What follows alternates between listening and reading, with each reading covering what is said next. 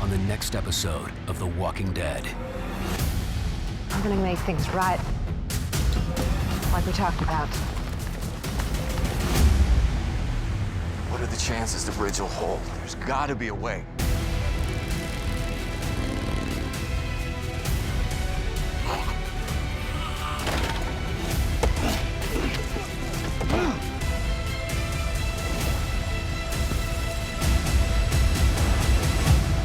Stream episodes and extras on the AMC app. Didn't realize you were back from the camp. Just came in this morning. Another letter from Georgie just came in. I was gonna put it on your desk, but here you are. Will you put it in the drawer for me with the others? I'll read it later. Sure. You headed back already? I just came to pick up a few things. Crowbar being one of them. You've done a good job taking care of things here. I'm gonna need you to keep doing that. Well, you're someplace other than the camp. I'm gonna make things right, like we talked about. Like you did with Gregory.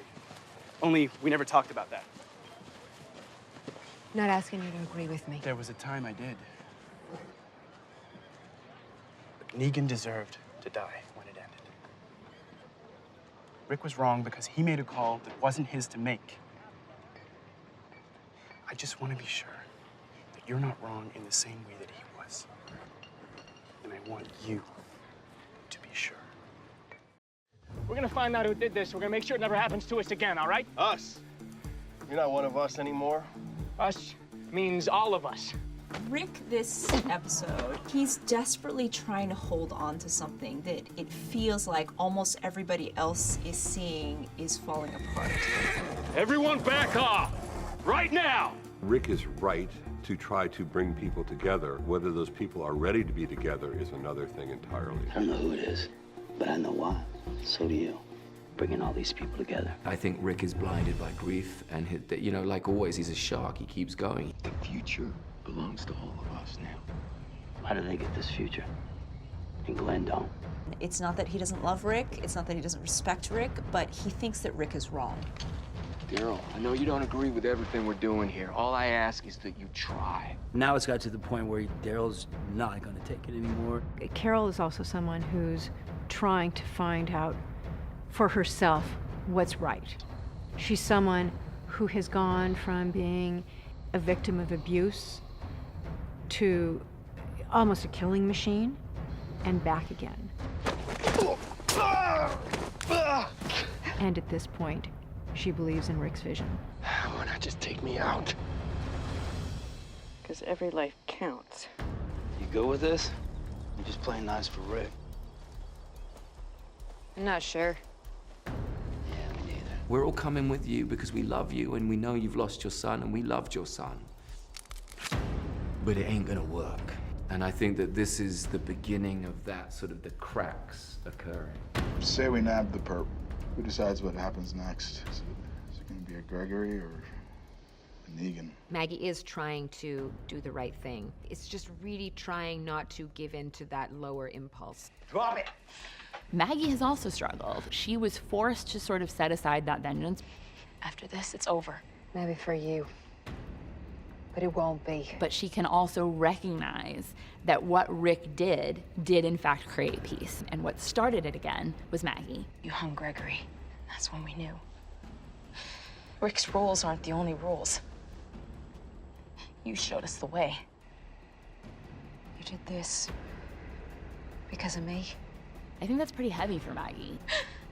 They murdered my mother. She shot my brother right here. How the Oceansiders end up behaving really just shines a spotlight on how everybody would like to right the wrongs. Did you do it? Simon would have killed me too. You asked me to beg for his life. He was crying and you smiled. He was only 11 years old. Please. The truth is, where people were at emotionally with each other, maybe they weren't ready for this. What did you say? No exceptions. And that's really the tragedy of the episode.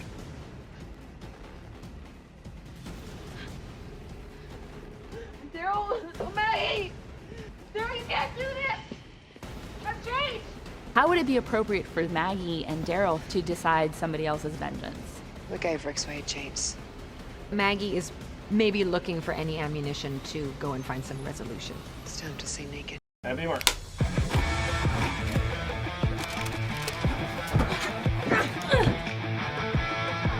We are in Greenville, Georgia, and we're at this abandoned house. I love my Easter eggs. You know, I love my little tribute moments. I'm thinking, okay, farmhouse, zombies. It felt right out of Night of the Living Dead. We found a burned out gas pump and a burned out truck, and we put a couple skeletons around it. You see, like, this weird metal flap. Wind is blowing, so all these walkers are drawn to it. I gotta take it out before it draws more. We're gonna sneak and try to kill all these walkers and get this flap off this roof. An added bonus to this scene is that we get to call back to the pilot. Yeah, you are. I need my...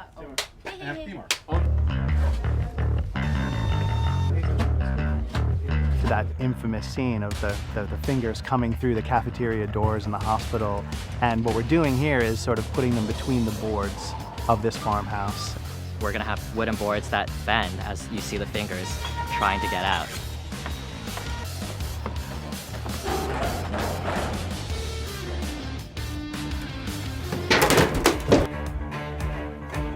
Our special effects team, they have this breakaway wood that they're installing. Her stunt double's doing the full falling. It'll just be sudden, quick, and hopefully very effective. Cindy's fall causes the walkers to try harder, and the woods will actually break.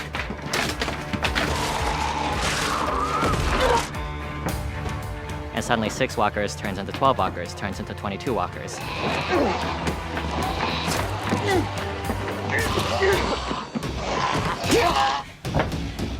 Hi. She presses her palm against the walker and all this goo oozes out.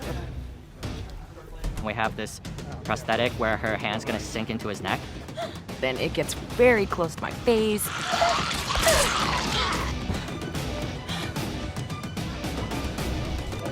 The challenge always is, you see a walker and then somebody walks up and kills it. And they kill them so easily that that threat kind of wavers a little bit. And we want to make sure that the threat of the zombies, it's still alive and it's still very present. We really want to make sure that those faces are striking, that those faces are visual. So when you see it, it's got to instill some terror and some fear.